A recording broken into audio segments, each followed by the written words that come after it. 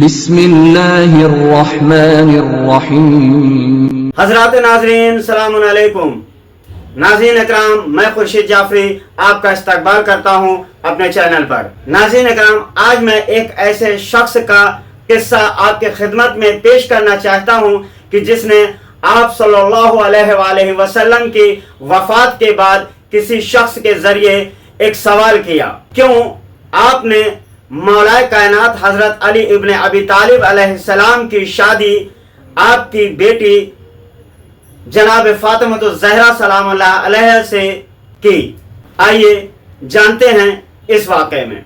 موصل کے ایک شیعہ نے یہ روایت بیان کی ہے۔ اس نے کہا، میں نے حج پر جانے کا ارادہ کیا تو اپنے دوستوں اور ہمسایوں کو الوداع کہا، تو ایک ہمسائے احمد بن حمدون حارث غروی کے پاس گیا، جو موصل کا ایک معزز شخص سمجھا جاتا تھا، لیکن حضرت علی علیہ السلام کا مخالف تھا۔ میں رسم دنیا نبھانے کے لیے اس کے پاس گیا اور اس سے کہا کہ میں بیت اللہ کی زیارت کے لیے جا رہا ہوں، اگر تمہیں مکہ اور مدینہ سے کوئی چیز منگوانی ہو تو مجھے بتا دو، میں تمہارے لیے لیتا آؤں گا۔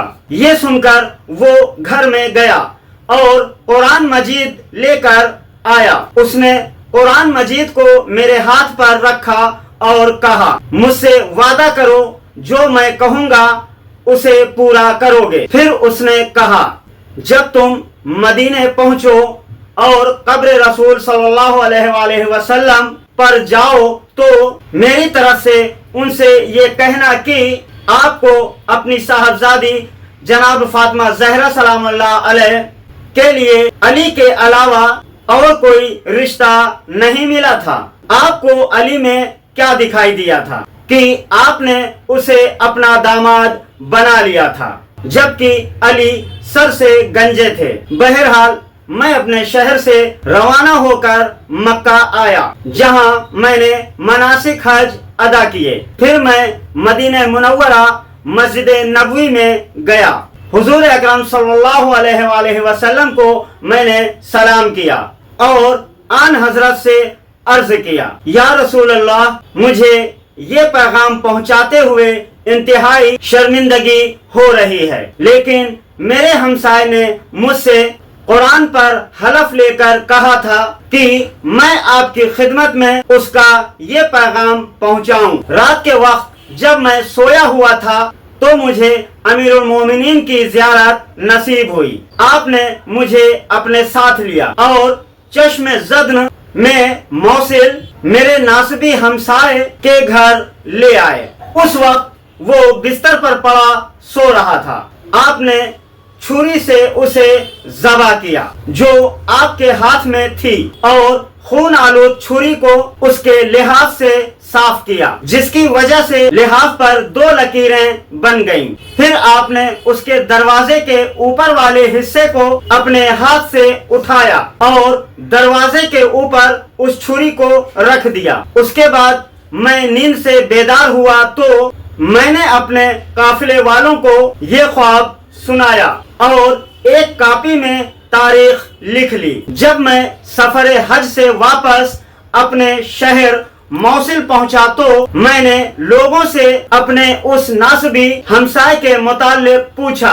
لوگوں نے بتایا کہ وہ قتل ہو چکا ہے۔ لوگوں نے اس کے قتل کی وہی تاریخ بتائی جسے میں نے اپنی کاپی میں لکھا تھا۔ لوگوں نے بتایا کہ اس کے قاتل کا ابھی تک کوئی علم نہیں ہوا۔ پولیس نے شبہ میں پڑوسیوں کو گرفتار کر لیا ہے اور وہ ان سے اس کے قتل کی تفتیش کر رہی ہے۔ میں نے اپنے ساتھیوں سے کہا، آؤ ہم پولیس افسر کے پاس چلیں اور اسے اصل قصہ بتلائیں تاکہ بے گناہ افراد آزاد ہو جائیں۔ ہم پولیس افسر کے پاس گئے اور جو میں نے خواب میں دیکھا تھا اس سے بیان کیا۔ میرے ساتھیوں نے اس کی تصدیق کی اور خواب کی تاریخ کے بارے میں اس کو بتلایا، اور انہوں نے کہا، پہلی علامت تو یہ ہے کہ آپ اس کے لحاظ پر 2 سرخ لکیریں پائیں گے، اور دوسری یہ کہ